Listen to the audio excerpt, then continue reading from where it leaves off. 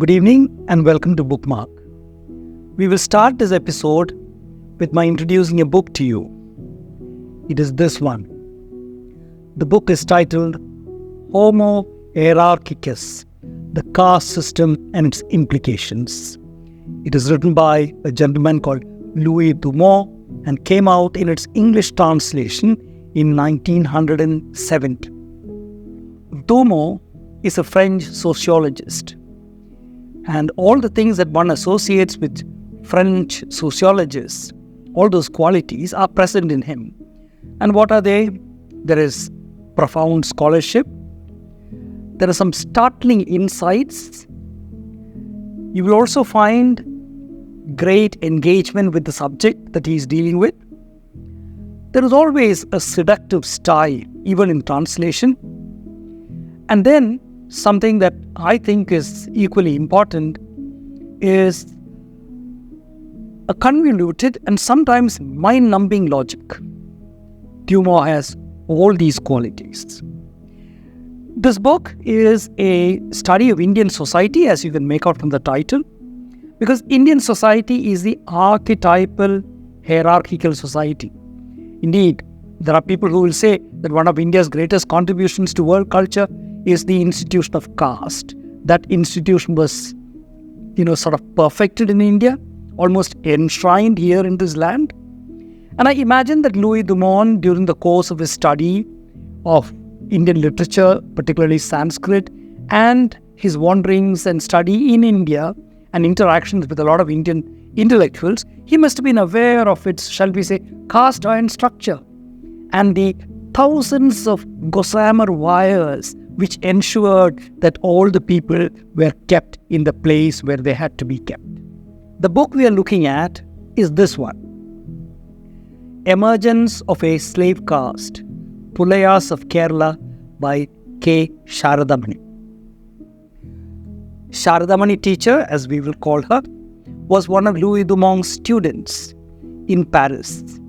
He supervised her PhD, and it was said that he had a role to play in suggesting this particular topic when she thought about this book. So, there is Louis Dumont, the great theorist on Indian castes.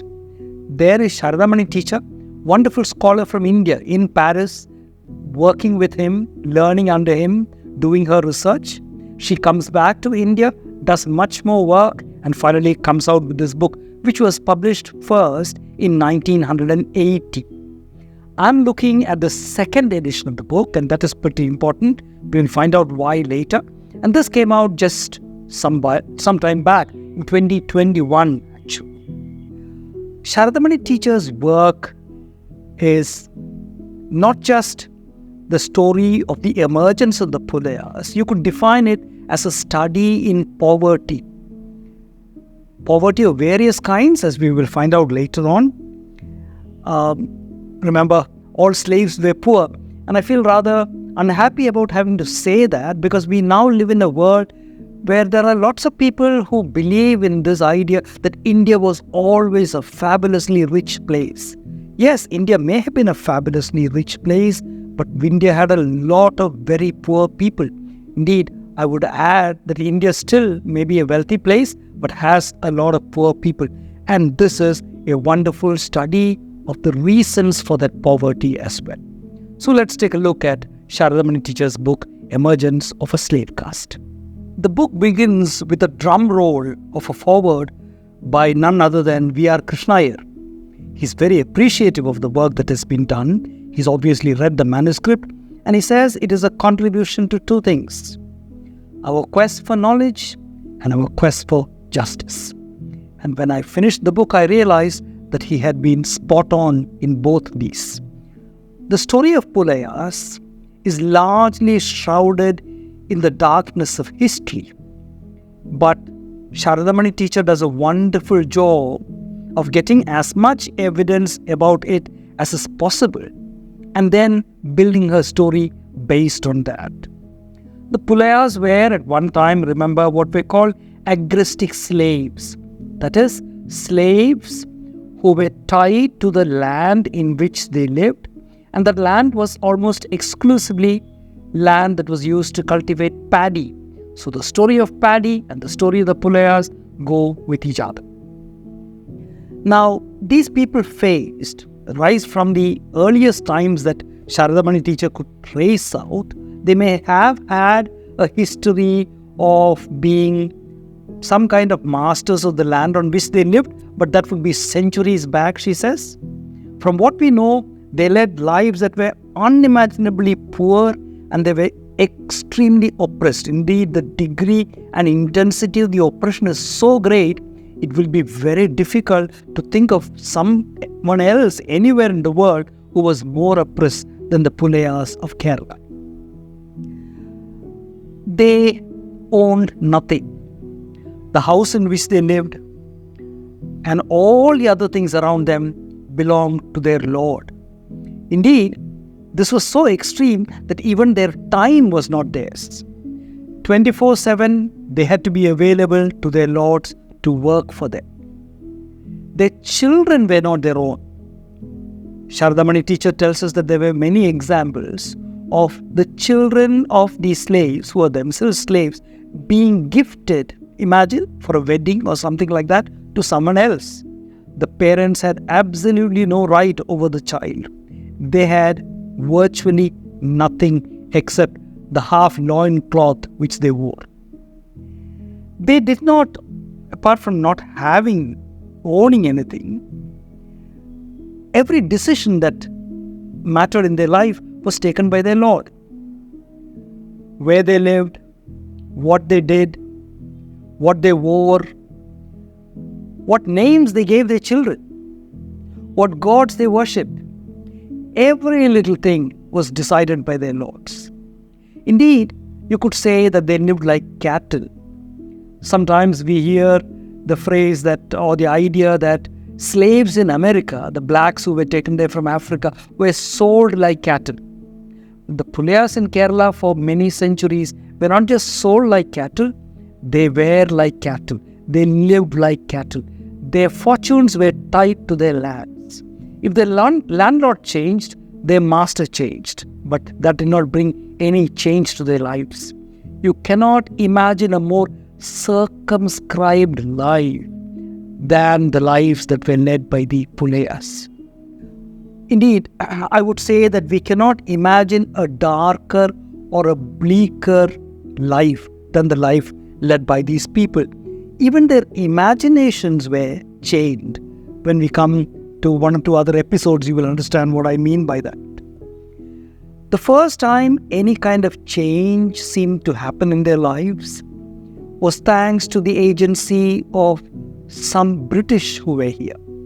Now remember, earlier there were the Portuguese and there were the Dutch, and they had no problem with slaves because they themselves were slave masters. They did not interfere with the local customs as regards slavery. But some among the British, not all of them, particularly some of the more liberal-minded bureaucrats and some of the missionaries, found this unacceptable. And they were the first ones to initiate steps which eventually resulted in change touching the lives of the Pulaya slaves. Here's a very interesting episode which will tell us much about this. In 1819, there was the island that was called Monroe Island, and this was gifted by the Travancore royal family to the CMS Church. The Church Missionary Society took over the island, and they discovered that along with the island, they also got 100 slaves. Those people continued to be slaves there until in 1835, the head missionary of the place issued a certificate to all the slaves who were there, telling them that they were free. Now, you must remember that this took place some 20 years before Travancore itself abolished slavery. So in a small part of Travancore, in Monroe Island, the church had decided that we did not want any slaves. But the irony was that the slaves themselves were confused and unhappy. What would they do? Where would they go? Who would give them a job?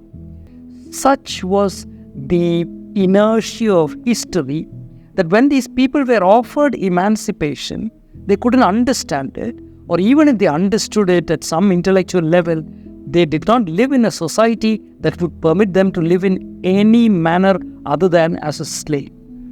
I mean, that's a little difficult to imagine now, but we have to exercise our historical imagination and remember that there was a time when this was the ordinary reality of not just the Pulayas, but also the other slave castes in Kerala. Now, I have told you that it was thanks to the British that there was some change. Indeed, the British embarked on a series of changes. Not all the British, of course, some of them. And these changes is what Saradamoni teacher talks about.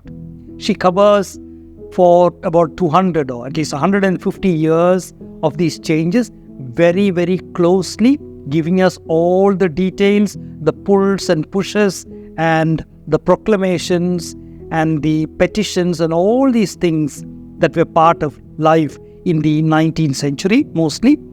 Some of it began before the 19th century and after the 19th century. And she takes us on a journey, which is a journey both of understanding and of discovery. My eyes were open to a lot of things, although I knew from other books and things I'd heard about the slavery in Kerala. My eyes were open to a whole lot of things thanks to her book. By the end of the 19th century and the early part of the 20th century, the story of the Pulayas in Kerala began to be a part of the general story of social change in Kerala. We know that social change gathered momentum towards the end of the 19th century. A very important landmark is a petition that was given to the government called the Malayali Memorial and so on. So this became a huge movement in Kerala, and the fortune or the fortunes of the Pulayas began in a certain sense to be part of the mainstream. But they were of course not part of the mainstream, but there was a whole lot of movement affecting everybody from the Nambudiri to all the other slave castes, and this also was part of that story. And Saradamoni teacher pays attention to each element of the story as she takes us forward. Saradamoni teacher hand guides us through all these painful and not so painful events so that we understand how, after about 200 years of struggle, something terrific happened to the slave caste of Kerala. India got independence, and then there was a constitution of India, which for the first time offered these people full citizenship. And then that was followed by a number of legislations within Kerala, mostly by the left governments of Kerala, which were able to ensure many other things that the Pulayas badly wanted but could not get. Indeed, she tells us that there were two ladders that they wanted to climb, one that of land ownership and the other of education. And in both these things, the various governments in Kerala helped the Pulayas achieve or at least climb up from the terrible situation they were in. It is not that the story ends very happily, but we can take some cheer from the story because we learn from Sharada teacher's narrative that a condition that appeared to be permanent and immutable, divinely ordained, could be changed if there were enlightened and bold people questioning the status quo and working against it. That, I think, is a very cheerful message to take from the book. There is one problem with this book.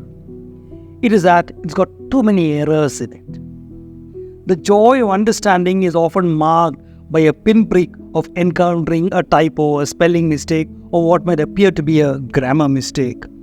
I was wondering whether correct spelling and punctuation is thought of as a bourgeois virtue that one need not pay much attention to, but the publisher has to pull up his socks and give us a good edition.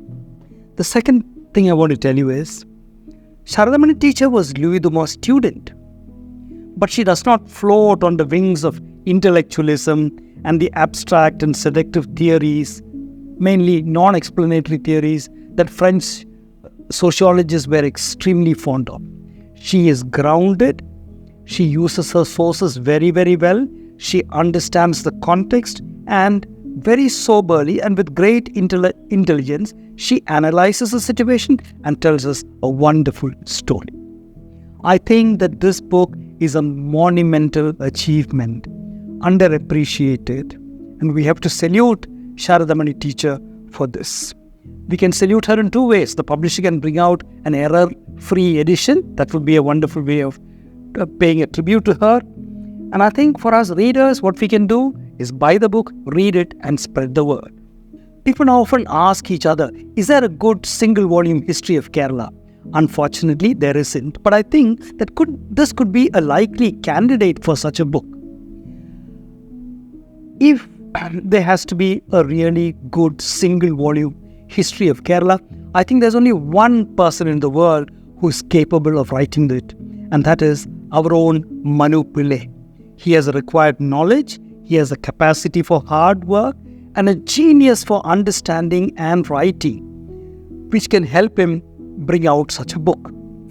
He can also do something that not many historians can do, which is a remarkable ability to avoid presentism, to use his intellectual imagination, his historical imagination, to enter the worlds of the past.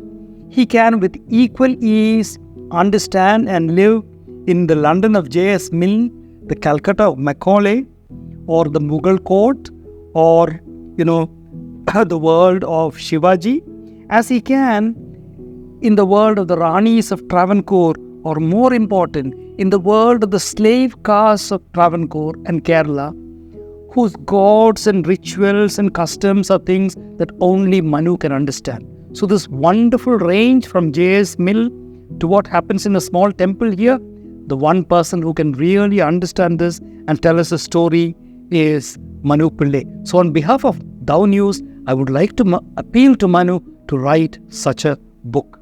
If you don't, Manu, the problem is that our young boys and girls will learn everything that they have to learn from WhatsApp University. Please help us. When I read Saradamoni teacher's book, I had an idea. It is this.